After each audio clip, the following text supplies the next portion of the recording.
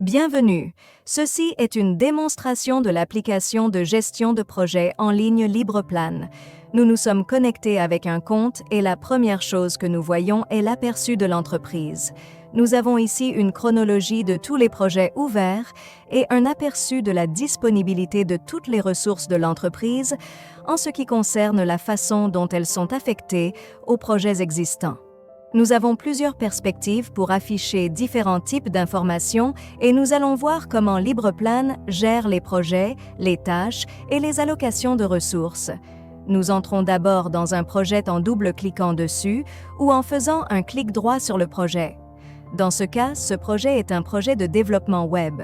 Nous pouvons voir un diagramme de Gantt dans lequel les tâches des projets sont représentées dans une vue chronologique et avec un niveau de zoom configurable.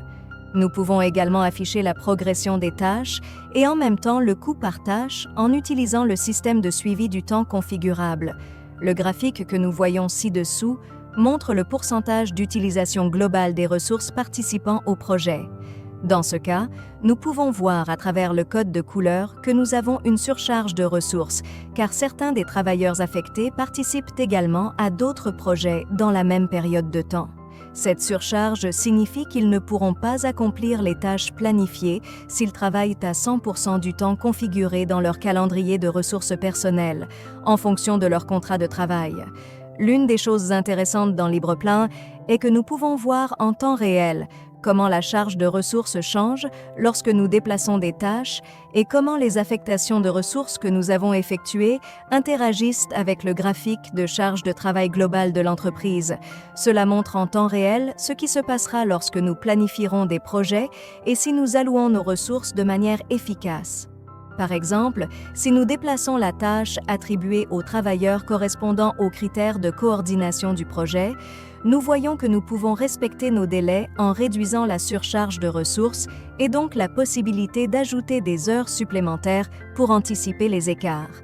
Nous pouvons avoir encore plus d'informations si nous accédons à la perspective de charge des ressources dans laquelle nous pouvons voir que toutes les ressources appartenant au rôle de coordinateur sont affectées à d'autres projets parallèles et l'interaction avec un troisième qui provoque une surcharge.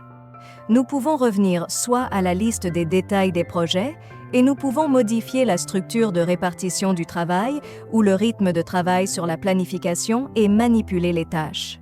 Nous pouvons spécifier les exigences avec des étiquettes personnalisées ou saisir des rapports d'avancement et voir comment l'avancement des tâches a évolué au fil du temps.